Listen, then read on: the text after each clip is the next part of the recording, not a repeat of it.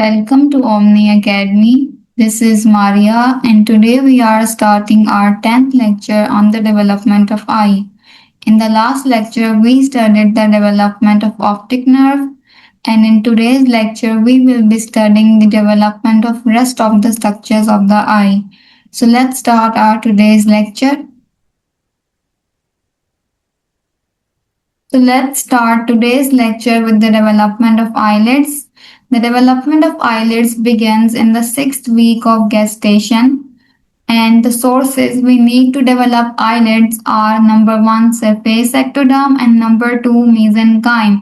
So we need surface ectoderm and mesenchyme to develop eyelids. So let's now move to the steps in the development of eyelids.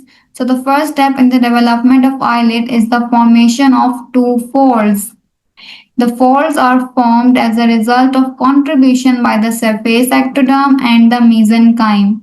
And this happens in the 6th week of gestation. So the first step is the formation of two folds.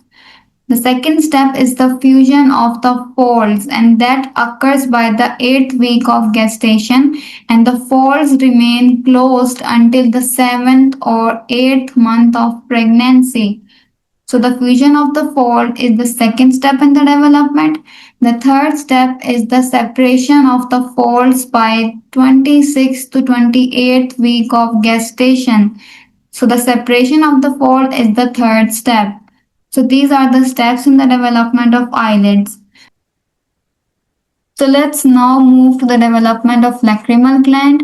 So the source for the development of lacrimal gland is the conjunctival sac, and the conjunctival sac is derived from the surface ectoderm. So you can say that the lacrimal gland is also derived from the surface ectoderm. So let's now move to the process that how this lacrimal gland is developed. The lacrimal gland is developed as outgrowth from the conjunctival sac, but this gland remains non-functional until 6 weeks after birth. That's why the newborns do not produce tears, because their lacrimal glands are not functional.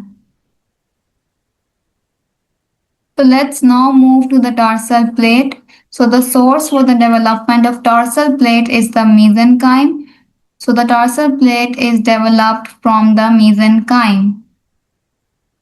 Let's now move to the Orbicularis Oculi. This is the muscle which is present around the eye, and this muscle is derived from the mesenchyme of second arch. So the source for the development of Orbicularis Oculi is the mesenchyme of second arch. So let's now move to the eyelashes and glands. Eyelashes and glands follow the cutaneous pattern, so we will be discussing their development in the embryology of skin. So this was today's lecture. In the next lecture, we will be studying the sources of development of eye and their derivatives. So it's going to be a summary of the whole session of the development of eye. See you in next lecture.